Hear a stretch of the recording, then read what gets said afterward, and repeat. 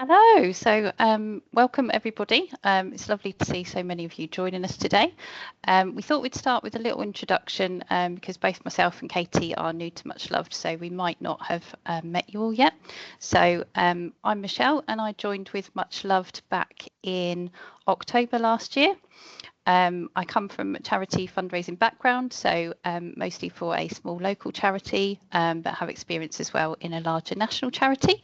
As with most of you, wore a few hats in my time, so started in mass participation events, then moved into challenge events, so skydives and trekking mountains and doing all those crazy things, but then really found my passion and my love with in-memory fundraising. So that's me. I'll hand over to Katie. Morning everyone, lovely to see you all. Yep, very similar to Michelle. I started also in October with Much Loved, and I had worked in the charity sector for 14 years prior to that, working for big national charities but also teeny tiny charities, to the point that I worked at a charity where there was just the two of us. So I've worn multiple hats, from delivering board reports and board presentations to cleaning toilets, arranging skydives, arranging gala dinners and balls, and everything in between. But my real speciality and passion was definitely within the legacy and in memory section of all the charities that I worked in, and leaning even more towards in memory, hence me ending up working with Much Loved. Over to Michelle. Fabulous. Thank you. So this is the scary part where we see if we can actually share that. So Katie, maybe you can give me a thumbs up that yep, you're is good. All showing. Fabulous. That's a good start.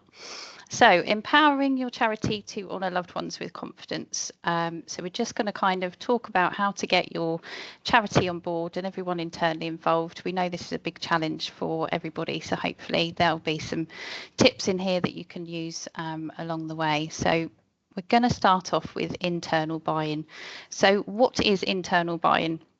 And why is it important? So internal buy-in is when your internal teams have belief and trust in you and your area, and they're invested in and willing to give you active support. So that word active support, actually willing to help you kind of grow this area. So it's making sure that every corner of your charity and everyone involved actually understands what in memory giving is and why it's important to the charity. So it's thinking about all your internal teams. So that could be, if you're a health charity, the care team on the ground, actually providing that frontline service to people. It can be your retail teams if you have shops, volunteers, all the way up to the CEO and the trustees. Everyone needs to feel comfortable and confident enough to talk about in memory giving and actually signpost them to the right person. Katie. So why is it important? I mean, really, you have to gain the investment. You need to provide the budget and resource needed to have a successful in-memory income stream that can grow. Without the buy-in, without an actual fundraising strategy behind it, and without the budget, then people aren't going to be able to know about it. So you need to get that buy-in, get that investment straight out. Allowing marketing space and resource. If you don't have marketing on board, then people aren't going to know that they can support you in memory of their loved one.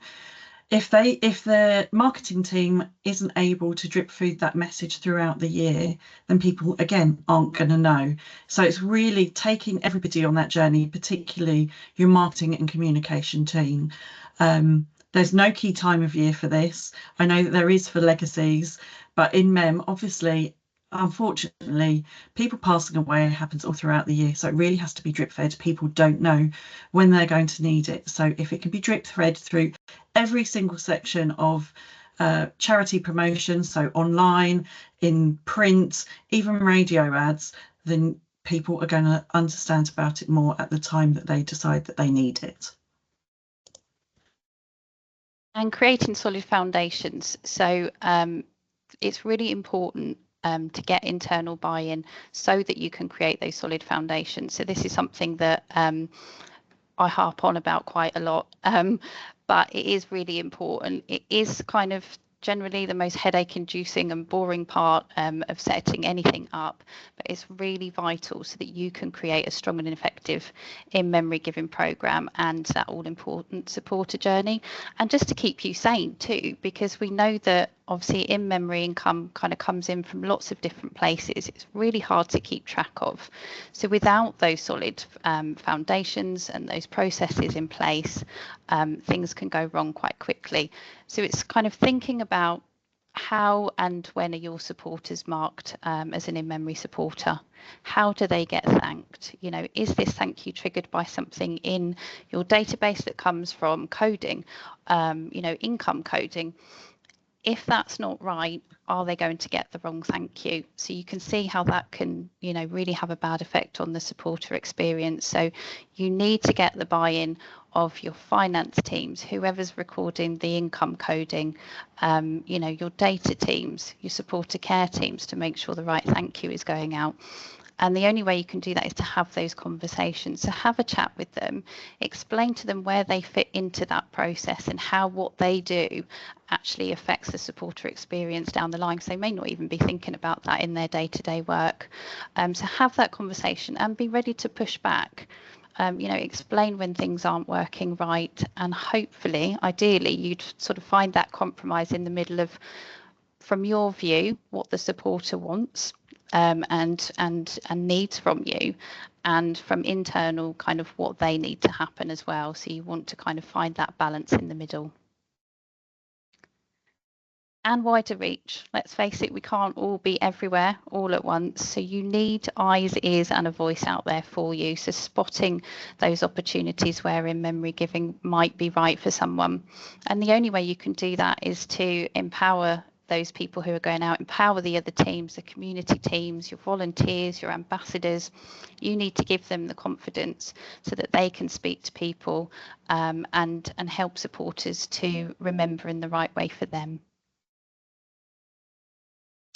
And this is just something I wanted to add in. So something that comes up time and time again is sort of supporters don't see you as kind of separate streams and teams. You are literally all one in the same. To them, they are just supporting a cause. You are part of that cause, as are the care teams, as are the people who are running your shops. You are all one. They don't know that, you know, you're all got your separate income streams and you've got your separate targets and budgets. So just try to think about that. I know, see, I worked in a hospice for a long time, and I would have supporters come up to me and they would talk to me about conversations they'd had with, you know, a nurse or a doctor, and they would just expect me to know who they were talking about. So, you know, be connected. Obviously, you're not going to always, you know everybody and what's happening, but actually, if you can all be connected and all be aware that in-memory supporters are everywhere, and it's that motivation that runs through everything, that will kind of help you make those dots and support people in the right way for them. So confidence and empowering yourself, making yourself the in-mem superhero, really. It really is key to feel empowered and confident to be able to project that onto the rest of the organisation. So knowledge is power. Know your area absolutely inside out. So if people do throw a question at you, you don't need to say, oh, excuse me, I've just got to go and find out. Know it, and then they'll instantly have a confidence in you. Be sure of your foundations, just as Michelle has said. Make sure that those foundations are set. Understand what those foundations are. Don't leave any blanks in your mind. Be absolutely certain on how everything is laid out within your income stream. What does your current supporter journey look like? Even if it's not right, even if you know that changes need to happen, understand what that supporter journey is. You can't change it if you don't know what it looks like. If somebody asks you about it, you can't answer if you don't know what it looks like. Are your in-memory donors protected, or is it an opt-in to all? This one's really, really important. So quite often when any donor gets put onto a database, they automatically go into the marketing area where they can be marketed for everything. In mem donors, it's really important to protect them, certainly after their initial donation. when I worked in the air ambulance world, we used to protect them for about 6 months. So they'd only be receiving in memory engagement. And then after that, they would start receiving further charity-wide marketing. What do your resources look like? Not just the charity resources, although you do need to understand that you can't plan a strategy, you can't plan future events and products if you don't know what resources you have, but also what resources do you have as a person, what skill set do you have, and what time do you have available? There's no point in putting big plans in place if they're just not achievable. You need to make sure that everything is achievable moving forward. So that's for your own workload, but also, as this card says, making sure that the journey is achievable and the stewardship journey. So engaging, empowering others. So obviously Katie's spoken about how you can secure your own confidence. How do you then go on and engage with and empower others in your charity? So sounds really obvious, but start at the beginning. So kind of start at the what. So what is in memory giving? What do you as the charity offer? The why. Why is it important? Why do people give to your charity in memory? Why is their support important? The where. So where can people find information about that? Not just externally, but internally. Talk to your internal teams. And that comes around to sort of the who. So who can they come to and who can they signpost others to? So it's just remembering not everyone knows what in memory giving is. So don't automatically assume that the person or the group of people that you're talking to understands that.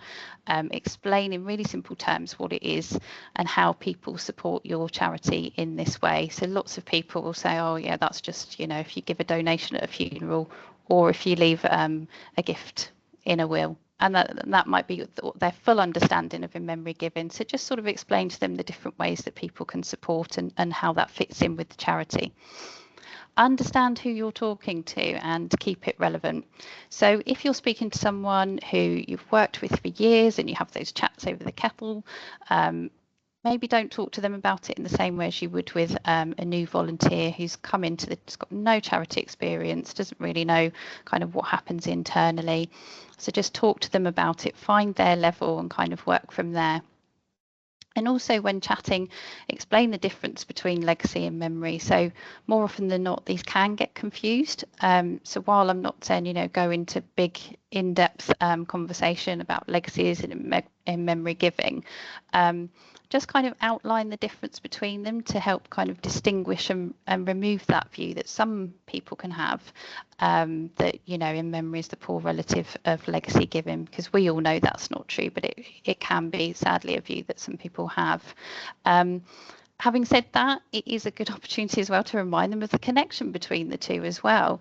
So Kate Jenkinson at Legacy Foresight did an amazing presentation on this recently and quoted that all-important figure of in-memory donors being 3 times more likely to leave a legacy gift than standard regular givers. So, you know, use that in your conversations with them. It's all food for thought, and it's a case to get support for your in-memory area too. So it's just worth thinking about. And mentioning again that in memory giving is a motivation that crosses all of your income streams in the charity, and that's why everyone kind of needs to be aware of it. So helping them. So how can you help people to kind of engage and empower them to have those conversations at the right time? So make it relevant. So keep the conversations and examples of in memory giving and how it fits in with the charity relevant to who you're talking to. And in that way, you're more likely to get buy-in. They're more likely to understand how it fits in with them and kind of what they're doing day to day. And understand what they need, what their strengths are. You know, do they have set KPIs or targets they need to reach that actually working with you and in memory could actually benefit them and help them reach those targets? So it could be that, you know, perhaps the marketing team want to grow that social media engagement. You know, how can you help with that? How can you talk to them about how to promote in memory giving and, you know, reach a slightly different audience perhaps? And think about what touch points they have with the supporters. So do any of these need to be tailored if they're working with in-memory supporters and perhaps not mentioning that and not making the most of it? So, for example, do your marathon runners, are they placed on exactly the same stewardship journey if they're running in memory, as someone who just fancies running a marathon. Have you taken into account that special person? And if not, how can you help them with that? Could it be that you just offer a slight tweak in the letter that gets sent out, so that if they have said and they've told your charity, I'm running in memory of someone, is there just something that you can put into the communications to them that just mentions their special person? And listen to feedback and concerns. So there could be hesitation, and that can be around lots of different areas. So it could be that they're worried about losing their income. If they start supporting in memory and that gets flagged up, are they going to lose that income? Is that now going to sit in memory instead of in their area? Can you provide reassurance around that? If not, and you might not be able to, can you work together to sort of formulate a plan that you can both sort of be allocated some of the income, so that you can see actually where that money has come from? Do they just want or need additional training about in memory? So do they feel comfortable? Do they just want to know a bit more about the products? What do they need to feel happy? And some people don't feel comfortable talking about this, and that's absolutely fine. Do they just need reassurance from you that actually it's okay to just signpost people to you? They don't have to actually have those big conversations. And that leads into kind of making it easy for them. So provide them with a toolkit. Is it just your business card? If they're not comfortable having that conversation, but they realise they're talking to someone where in memory giving is actually right for them, can they just give them your business card? Do you have, pocket-sized cards or leaflets about tribute funds or the different ways people can support in memory? Make sure you make it really easy for them to kind of spread that word and support you. So a great way to sort of help with that is become a friend, become the frontline staff friend. Understand, as Michelle said, what their capabilities are, what their KPIs are, and how you can support that, and how they can support you, and how you can sort of help each other. I would always say, don't talk about the money with them. They care about the service mostly. So don't talk about, I need 5 million this year, or my target is 500,000, or whatever it is. They want to understand about their service and the benefits that's happening to them. Take every opportunity to fly your flag. That can be, maybe you can go and present at a breakfast, or a working lunch, something like that. But it could equally be simple, like Michelle mentioned earlier, over the kettle whilst you're making tea or coffee, or at the water cooler, or while you're eating your sandwiches outside. Really take every opportunity. It doesn't have to be, oh, can I talk to you about it? You just drop it into conversation. It can be a little anecdote of, maybe you've had a meeting with an InMem supporter that morning, and you could just say, one little line that really impacted you, and they might like to hear.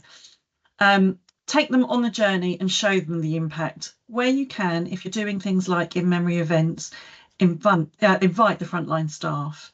They may be reluctant to join, but if you can get them there, and it may take a little bit of persuasion, but it is worth it, then that's when they will see the impact, and that's when they can understand that what you're doing actually affects what they're doing. So as an example, when I worked for an air ambulance, I invited a crew member to a service that I was running at the end of the year, and they came reluctantly. They came because they were told to. They didn't really see why.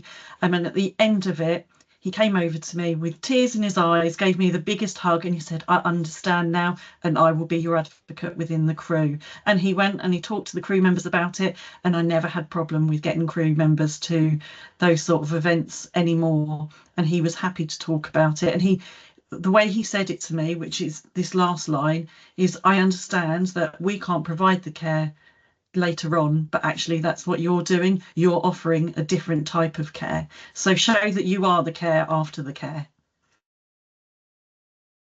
And this is a big one for me. Don't be boring. I think it's really easy, and I know that we're a bit of a PowerPoint today. I think it's really easy to just be death by PowerPoint nowadays. But try and mix it up, try and make it fun. It's a really heavy subject matter. So let's try and move away from that. Maybe you can do a little bit of a quiz, put on a sparkly jacket, make a cake, and if somebody's creative with you, they get a slice of cake or a cupcake or a Ferrero Rocher, whatever it is, whatever gets your teams motivated, use it. Think about it. Think what you talk about and what treats get brought into your office, and use that. Be the inspiration. So what now? So everyone's excited and everyone's feeling empowered to go out there and wave the flag for you and support in memory. So what's next? What do you do? Well, it's really important to keep momentum going, and we're all guilty. I've been guilty of it before. You know, you talk to everyone and then it's like, okay, back on the rail tracks, so just keep going and getting swept back up into your own area and your projects. But keep everyone updated. Let them know what's going on in your area. You know, just make sure it's at the forefront of their mind all the time. And be part of inductions for new staff. So get them early, get them a friend, get them on board. If you get them at the start of their role at the charity, it will just become a part of their way of working in supporting you. Share stories and tributes. So look out for those really lovely stories. Perhaps you have a tribute fund that's been really well engaged with. So not just financially, but, you know, stories, videos, candles, gifts, you know, share that with people. If an event's been linked to a tribute page, tell the events team, show them that connection. It just kind of helps them get connected with it, and for them to connect those dots of, oh, okay, I see now how it relates and how it benefits people. Look out for those case study potentials. So marketing teams, we know they often struggle to get stories.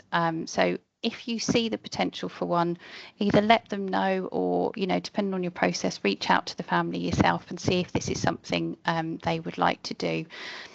Some people don't want to. We know that not everybody's comfortable, and that's absolutely fine. But obviously we know that some people find that really therapeutic, and they love the fact that they can share the story about their loved one and they see their name in print and being talked about. So it can be really positive. So I've put here monthly did you know. So it doesn't have to be a monthly did you know, but it's just keeping that communication up. It could just be that you send an email out just saying what's going on, or you just, you know, have a 2-minute chat at a monthly meeting just to let everybody know what's happening. Just keep reminding them that in memory is there, and you know what's going on in the in memory world for you.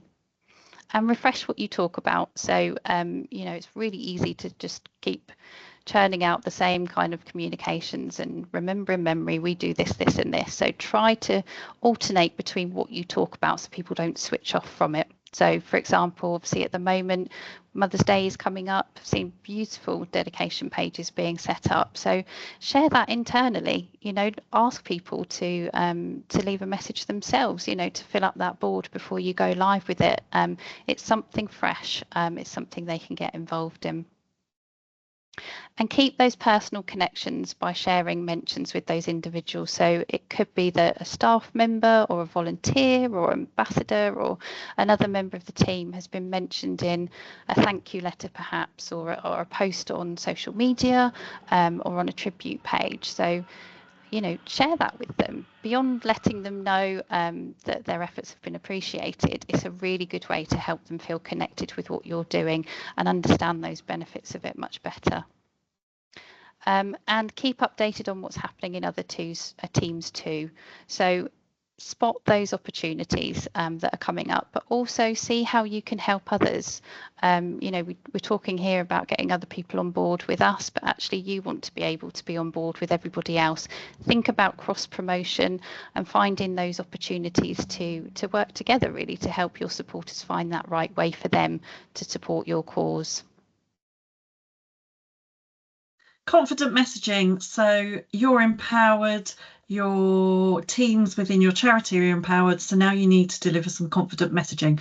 Michelle and I have come in with some top of the top tips for you. So Michelle is going to start with top tip number 5. So tip 5, I won't do the impression, but internal versus external. So just think about the language you're using and what works internally and whether that makes sense to your supporters. So forget the jargon, keep it really clear, keep it really simple. So, you know, often see on websites, it will just say, you know, legacy giving or tribute funds, and that's great. But actually, if you don't know what a tribute fund is, are you going to click on that? Is that going to be something you think is right for you without knowing actually what it is? So keep the wording really simple. So it could include, you know, remember a loved one, remember someone special, how to remember someone through our work, you know, that language you use internally, just think about how that will resonate with your supporters externally.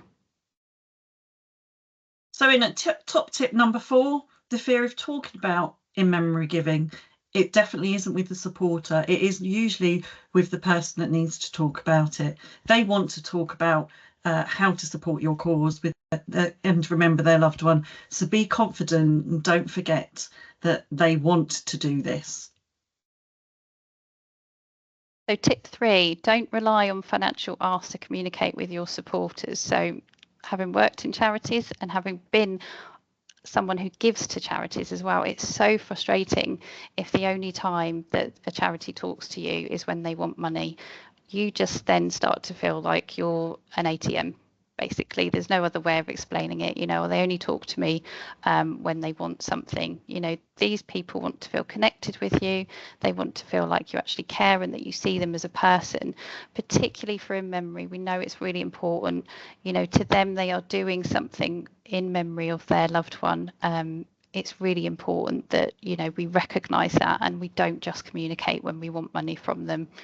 So mention other ways to remember their loved one. You know, so the candles on tribute pages are a great way to say, did you know you can light candles? Talking about the Mother's Day dedication pages, you know, did you know you can leave a message? And simply saying thank you. So obviously we do end of year totals, but is that something you could do for your in memory supporters as well? Can you say thank you, you have raised this much and this is what it's done, without that extra ask? So it's just not saying don't put asks out there, because we have to, we need to, but just alternate. Don't always make the communications that you have with those people an ask. Top tip number 2, don't be afraid of clear call to actions. So most in memory fundraisers do end up with some beautiful case studies, and they're really heartfelt, and those families have, you know, really overcome quite a lot to be able to share that story and to feel confident in sharing that story. So if they do, make sure there's a clear call to action. I've seen a number of social media posts where they share the stories, but then it ends and there's no call to action. There's no, if you'd like to celebrate your loved one in this way, then click here, or, you know, you can do similar by donating too. There isn't the call to action. For example, I had a family come in and they shared their story of their unfortunate, their 13-month-old baby that they'd lost. And it was a really emotional for them, for all of us. They literally poured their heart out. There were tears. We got the story. They were really appreciative of being able to open up and share their story. But imagine if we hadn't put a call to action, they'd done that for no reason. Don't make people feel like that they've given so much for no reason. So make sure that there really is that clear call to action. And finally, top tip number 1. It's kind of an obvious one, but can also easily be forgotten. Keep the donor at the heart of your messaging. It's not so much about the charity. It is all about them and their loved one. Always, always talk about their loved one. Always have them and their loved one at the centre of what you do for your in-memory messaging. Because if you don't, you can forget. If you forget their why, you will wave them goodbye. So please, please, please take this as top tip number 1. And we're just going to share some examples with you. So they might not be particularly clear, but we will obviously share the slides afterwards. And the reason we really liked these was just the language around them. And it's going back to that, keeping the in-memory supporter and their loved one at the heart of the messaging rather than the charity itself coming first. So Here you've got to, remember a loved one this Christmas, and it says we understand this Christmas, it can be a difficult time. So you're thinking about the supporter first. There's a message here that says, Mum, I miss your phone calls. Again, it's that supporter and then remembering their loved one first. And then obviously there's a lovely letter. I think this is one, Katie, that you received, didn't you, that you thought was just lovely. I did. I received it in memory of my mum after actually leaving a dedication on a dedication wall. And it was just a really lovely letter to have received for a really simple one-off donation. So it's really thinking about, even if it is a one-off donation or, a small donation, still think of them and still send them and put them on that journey and think about that wording. The wording on that letter was really, really lovely. And this is just a few more. So this was a really nice example of putting that person first and it not being about the financial ask as well. So it says, thank you for creating a tribute page. Losing someone you care about, it is really hard. It's talking about we're here for you. Grief can be overwhelming, but you're not on your own. So it again signposts them to support. It's nothing about giving back to that charity, it's about offering support. And then it says fundraise your way. We don't expect you to fundraise, but if you'd like to. So it's taking that expectation away, it's taking that financial ask away, but saying if you'd like to, you can. So it's offering, and I think that's the real distinction. I think, Katie, we had this discussion the other day. Is it an ask or is it an offering? Think about the language around it, and hopefully that will give you kind of the confidence to talk about it a bit more. So we've said questions and suggestions, not just questions, because a lot of you out there might have actually, we know we've all kind of faced internal challenges with getting people on board. So any suggestions would be gratefully received. I'll stop sharing. Amazing, thank you. Lots of questions. Maggie, if you put your question in the chat, that would be fabulous. Thank you very much, Katie and Michelle. Lots of great insight and personal experience, I think, which is really valuable. I, for one, loved your topics. I felt like I should have been on the radio. Yeah. Yeah. So there's a couple of questions that have popped in. Maggie's asked if we can share these examples, so you can't really see the text. Yes, we can get a copy of the slides over to you so you can have a look. Felicity asks, does anyone have any ideas or experience of running informal activities internally to engage colleagues with your InMem offering? We're hosting a coffee morning in May to talk to everyone about InMem. Yeah, so I actually did this back in Air Ambulance land, and I really did put on a sparkly jacket and do a quiz and threw Haribo and Ferrero Rocher at people. So I'd been kind of planting seeds on the lead up to via emails and little posters around the office, etc. So to see if people were noticing, and then I literally did a quiz, all a bit of a Who Wants to Be a Millionaire kind of scenario, so they could phone a friend so they could help each other out, but it was a lot of fun. And actually the feedback, we did feedback forms, post it, although it was quite informal, we were just trying to get a bit of a gauge, and actually yeah, everybody absolutely loved it, plus they got free sweets, so what's not to like? Brilliant. And Emma has asked, how would this method process work when donations are primarily received through funeral directors?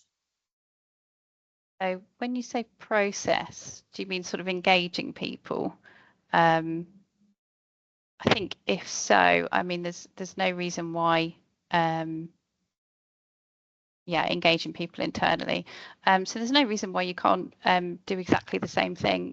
The way it comes in, and that's quite a good way to explain, I think, to internal teams about the different ways the income comes in. So you can say, in memory comes in through funeral directors. Perhaps our income is X amount, so you can obviously see that from your reports if you're talking about tribute pages. But just say to them, that's the way the income stream comes in, the rest of it is still relevant, it's still important, it's still part of your in memory income, but you can actually engage with funeral directors in lots of ways. So I'll find the link to the webinar as well that we did about, was it bowel cancer did? They had huge success. With the I'll share that actually.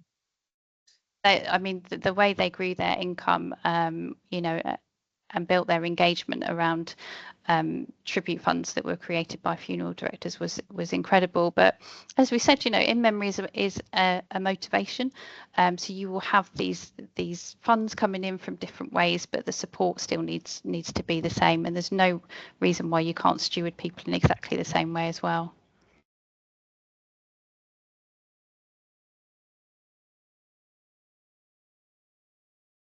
Sorry, I got lost in trying to find that webinar for you. I'll come back to that. Yeah, Maggie's shared her experiences. They've recently held some solicitor drop-ins for staff and volunteers, which has been an excellent way of raising awareness of will services. Also working with internal teams to talk about in-memory products. I guess that is an interesting point that you raise, Maggie. There are you probably already have some processes or plans in place to raise awareness of legacies. So definitely worth, you know, kind of creating the same strategy for InMem as you would do for your kind of legacy promotion. Irene's asked, does anyone currently do a monthly roundup on in memory news? If so, what's the format? Is it sent to everyone internally? Yeah, it'd be great to hear if people are doing that and what format they are doing that on. Oh, brilliant. Catherine's found that link to the webinar that I was scouting around for, so thank you, Catherine. The webinar that Catherine's popped the link in is talks Bowel Cancer UK kindly talk through how they support in memory fundraisers that of pages that have been set up by funeral directors. So essentially they will send them a condolence card, they will send them an email, and then there was one other of contact that they had, but they saw, and the critical bit is that they saw an increase of about 200% of donations through those funeral collection pages as a result of doing 3 key things. So definitely worth a watch if you haven't already seen it.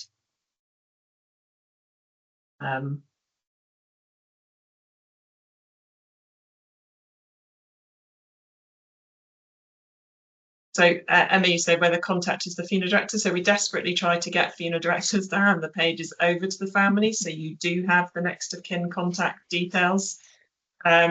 Also, if the funeral director haven't handed the page over to family, their contact details may still be in the reports. So you may still have access to that, but that's a piece of work that we're doing to get our funeral directors to hand over more of those tribute pages, because it's better for everyone. You know, they can be used as a tribute page rather than just a funeral collection page in that case. Also, I think it could be a piece for charities to work with local funeral directors to do some education around as well. So if you've got links with them, maybe invite them in and explain the importance of handing them over as a useful tool for their families, not necessarily for income for your charity, but actually if the funeral director understands the benefits that the family will have by being a tribute guardian on their own tribute fund, then that will have the positive effect for income for your charity. So maybe use that as an engagement piece.